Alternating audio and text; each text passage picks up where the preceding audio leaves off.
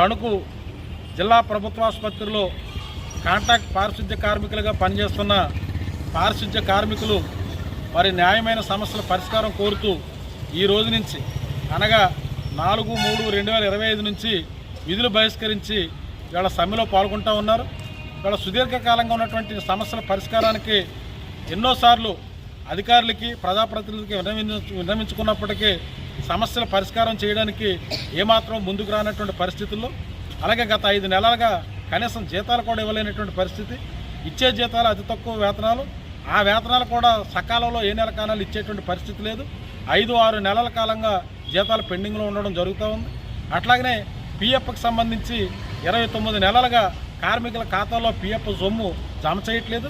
ఎన్నిసార్లు జిల్లా ఉన్నతాధికారుల దృష్టికి, వైద్య విధాన పరిషత్తు అధికారులకి, అట్లాగనే ప్రజాప్రతినిధుల దృష్టికి తీసుకెళ్ళిన వీటిపైన ఏమాత్రం కూడా పరిష్కారానికి ఎవరు కూడా ముందుకు రాలేనటువంటి పరిస్థితి ఉంది.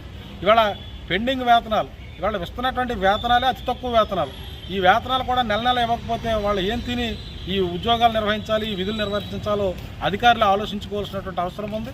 కనీసమైనటువంటి నెల వేతనాలు ఇవ్వని పరిస్థితి. అట్లాగనే తణుకు ప్రభుత్వ ఆసుపత్రి దాదాపుగా 150 పడకలకు పైన విస్తరించి జిల్లా హాస్పిటల్గా చేశారు.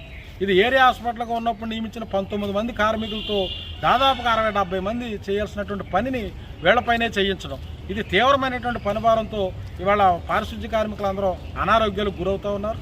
వాళ్ళ మీద పనిభారం తగ్గించాలి, ఒత్తిడి తగ్గించాలి, వారిపైన వేధింపులు వెన్నాడాలి. ఇవాళ హాస్పిటల్, జిల్లా హాస్పిటల్ స్థాయి 150 పడకల స్థాయికి అనుగుణంగా కనీసం మరొక 50 మంది పారిశుద్ధ్య కార్మికుల్ని పెంచాలని చెప్పి కోరుతా ఉన్నా. ఈ న్యాయమైన డిమాండ్ల పరిష్కారం కోసం ఈ రోజు నుంచి విధులు బహిష్కరించి సమ్మెలో పాల్గొంటూ ఉన్నాం. మా న్యాయమైన సమస్యలు పరిష్కరించాలని ప్రభుత్వాన్ని కోరుతా ఉన్నాం.